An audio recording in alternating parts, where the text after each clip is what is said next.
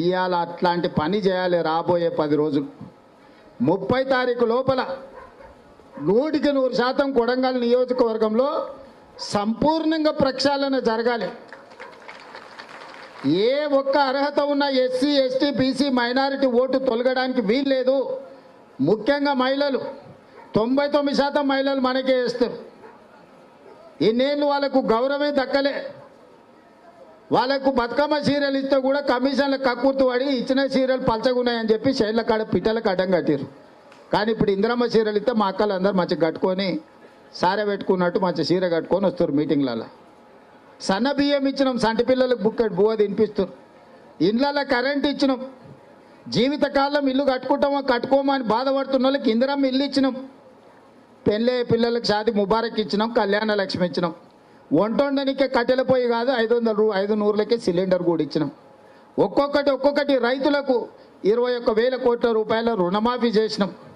రైతు భరోసా మన 8 రోజులలో 9,000 కోట్ల రూపాయలు ఖాతాలు వేసినాం. నగదు గటక్క పడ్డాయి.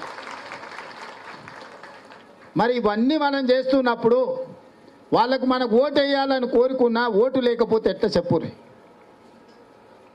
వాళ్ళు పిల్లల చదువుల మీదనో ఇంటాయన ఊరి మీద పెత్తనాల మీదనో మా అక్క చెల్లెళ్ళు సమయం ఇవ్వకపోతే వాళ్ళ ఓట్లు మొత్తం రాపిచ్చే బాధ్యత మీద కాదా ఒకసారి ఆలోచన చేయరు.